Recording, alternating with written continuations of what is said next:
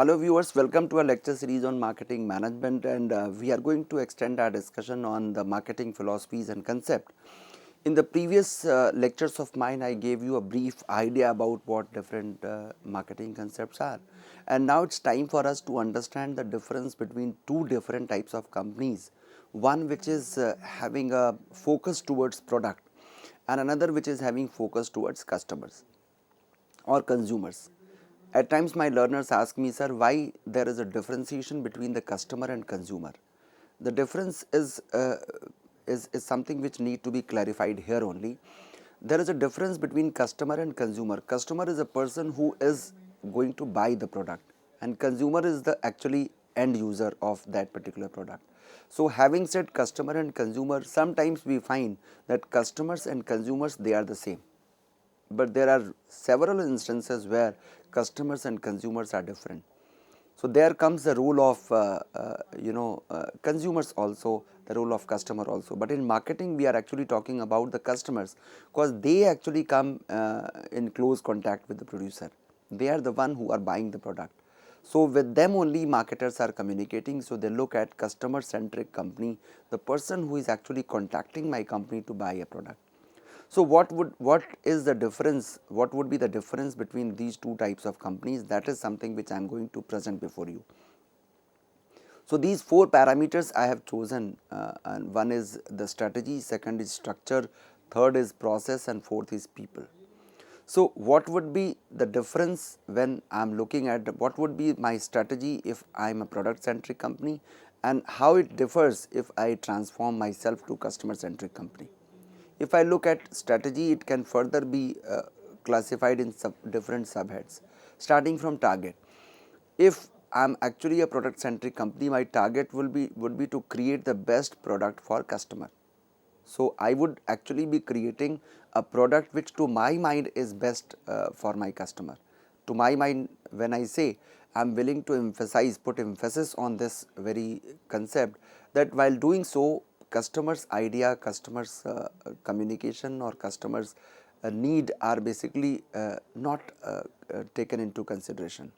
We are basically creating the best product for customers to our mind.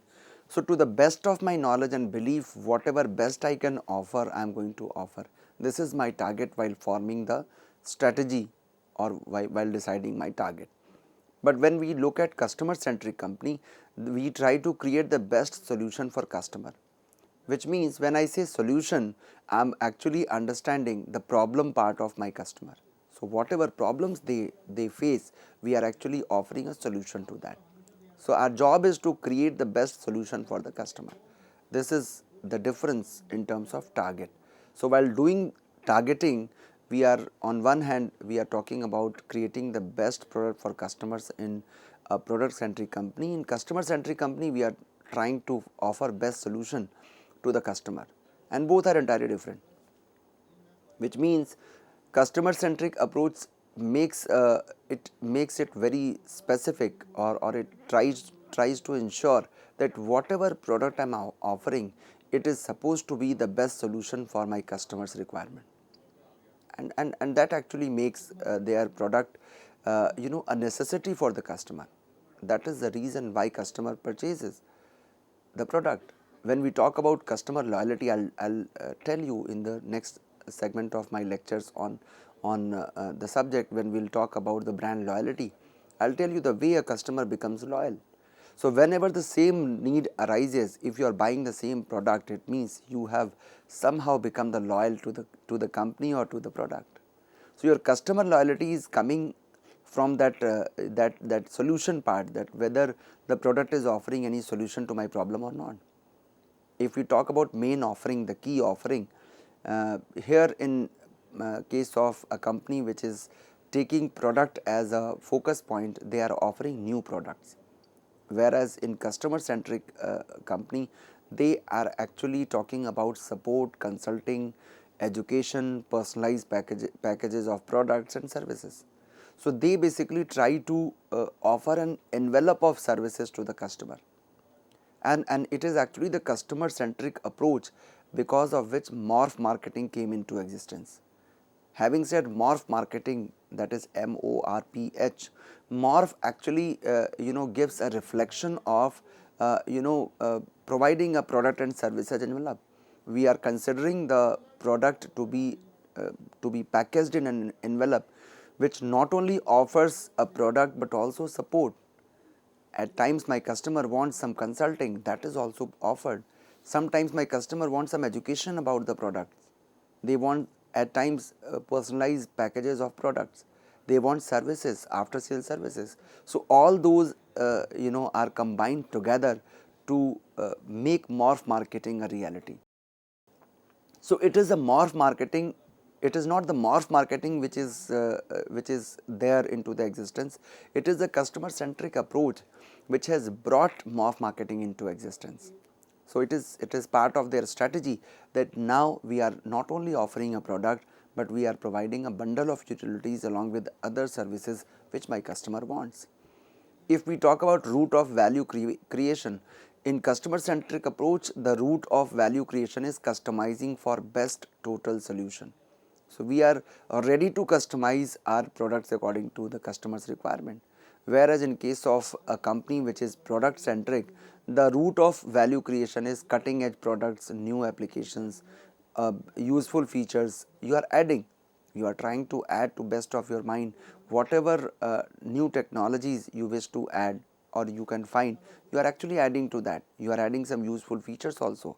But here when we move towards customer centric approach, our complete focus is on customizing for best total solution.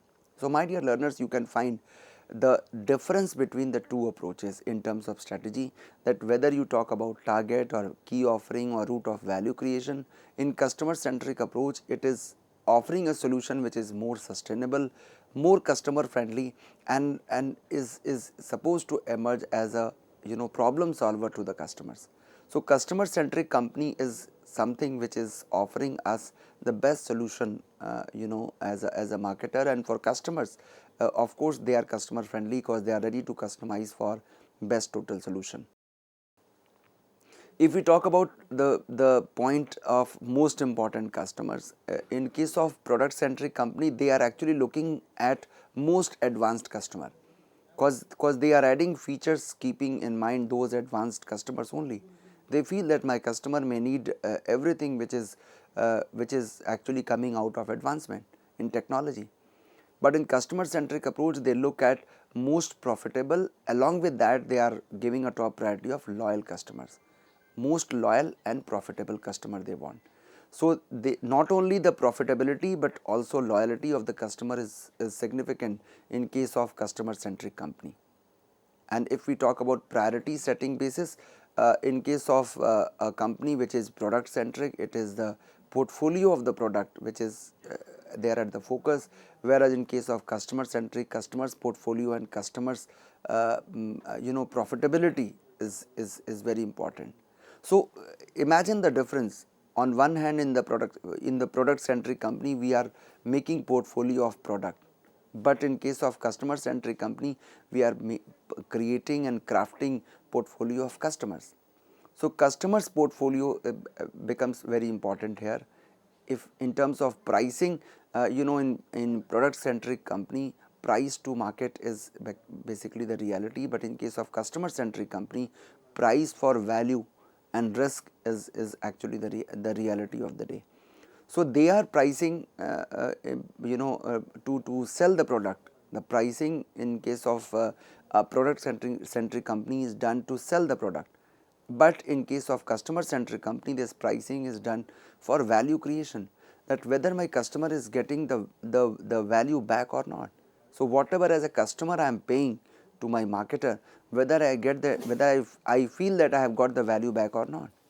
So that value proposition need to be there, that whether it is worth paying this much for this product or not.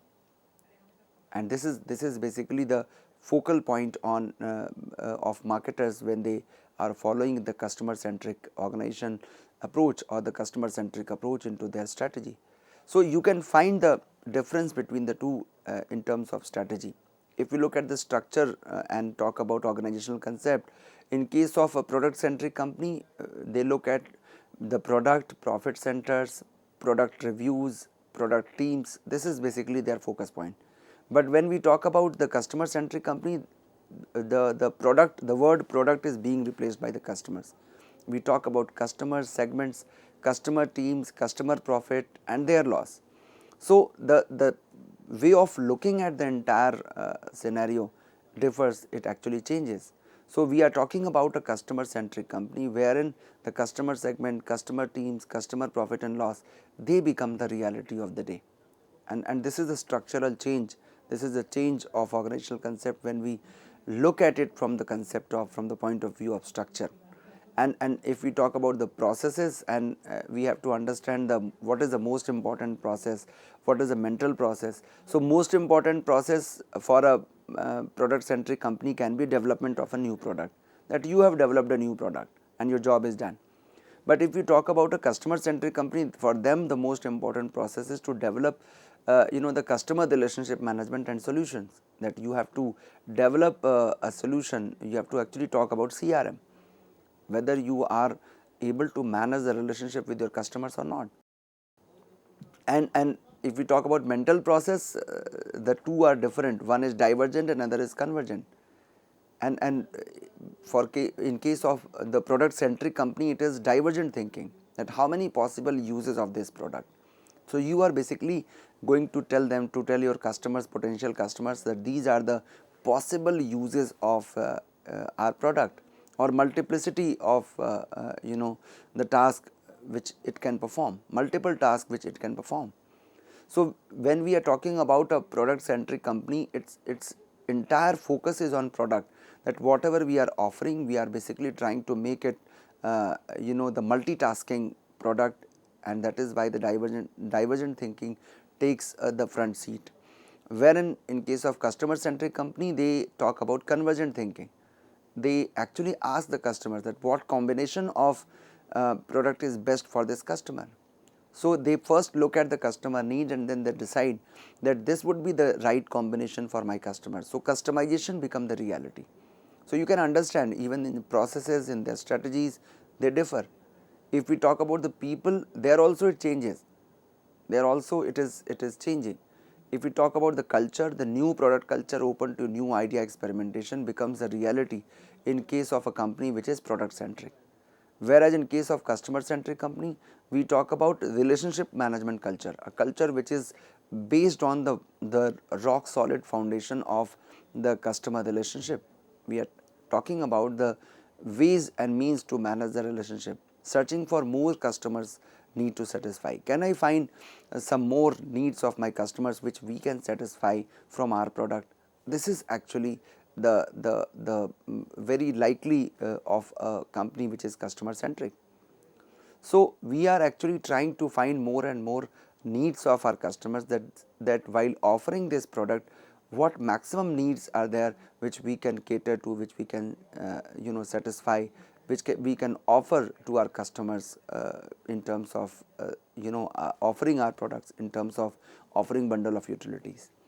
Now when we talk about, when we have understood the two different approaches, one is which is propagating, one which is focusing on the product centric approach, and another which is focusing upon the market customer centric approach, the way their strategy, process, people and plan all differs, it actually makes us aware of what we should do.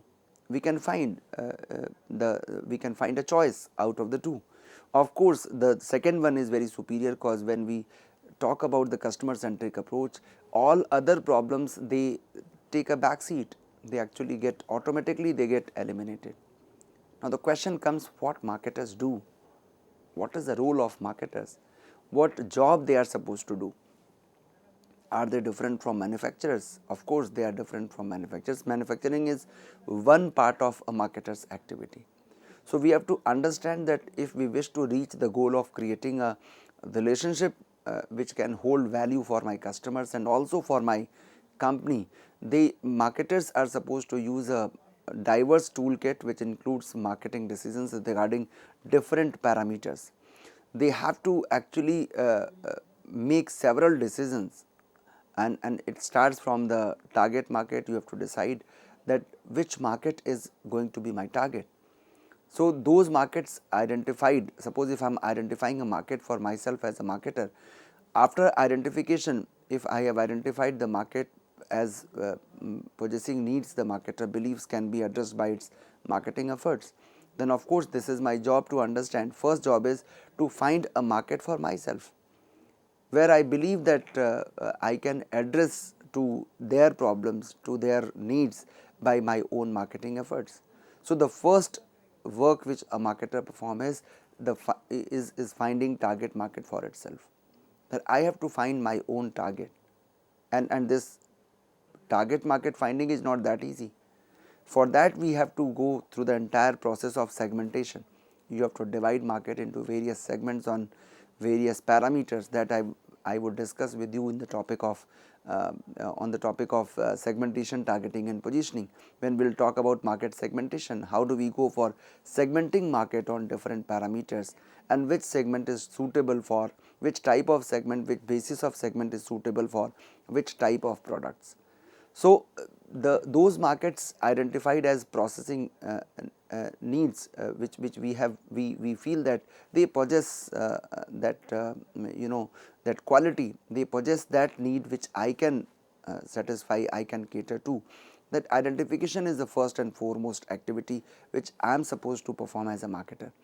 Second is the products or services. So, I have to, after understanding the market and their problem or their need, you can say problem and need, they are the same, because somehow the need is coming from some kind of problem, some kind of situation, some kind of process which a customer wants to complete, and for that they need a product.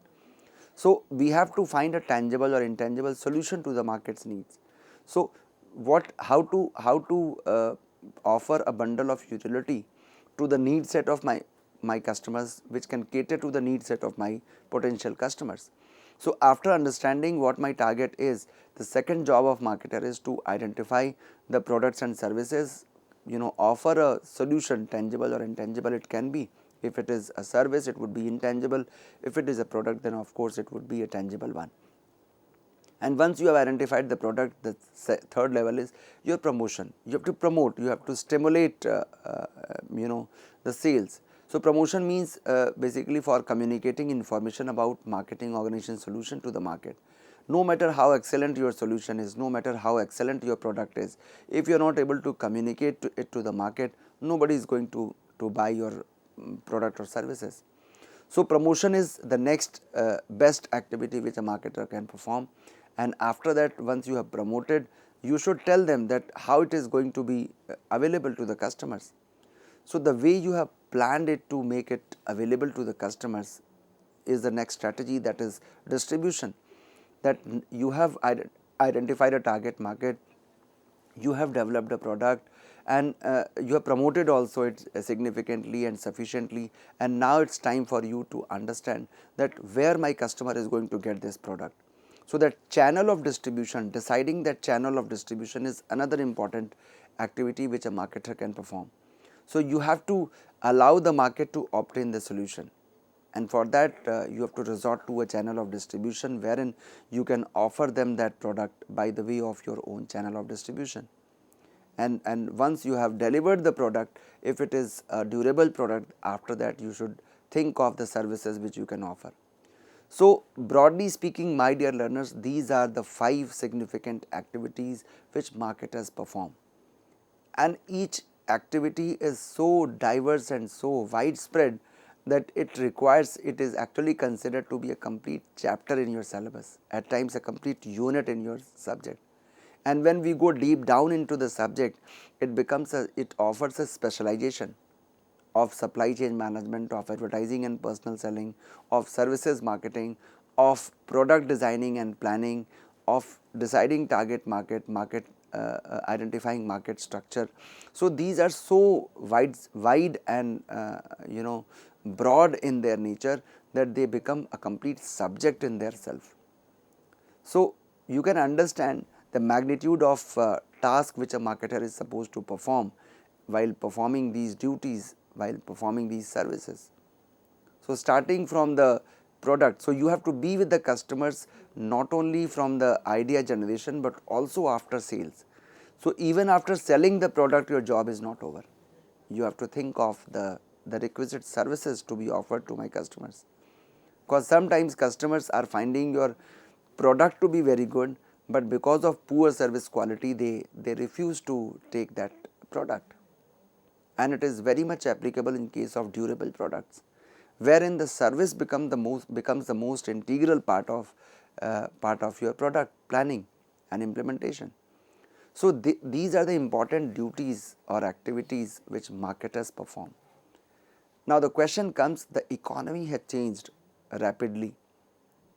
So, what is going to be the relevance of marketing in the new economy? How marketing has changed in this new economy? Of course, it has changed.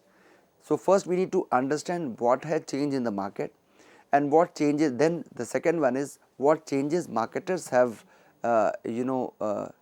imbibed into their own behavior, into their own planning, into their own strategy, because these two are the important segments where we have to understand that how marketing is being dealt with in this new economy. Now, what are the key features of new economy? The first and the strongest part of new economy is that now we have no dearth, no crisis of purchasing power. So, there is no dearth of customers. With the emergence of globalization, customers are there. So, there is a substantial and significant increase in purchasing power. So, substantial increase in purchasing power is the foremost trait of new economy, and this purchasing power is basically, it becomes a point of attraction for all marketers, because this purchasing power means not only the purchasing power for the customers, but also a huge demand for the products being manufactured or offered by the marketer. So, they are finding this purchasing power to be converted into their sales, that yes, there is a substantial increase in purchasing power. So, I can, if I offer a requisite quality product, I can very well sell it to my customers. Second trait of new economy is a greater variety of available goods and services. Now, customers are having multiple options. They are not optionless like the previous era.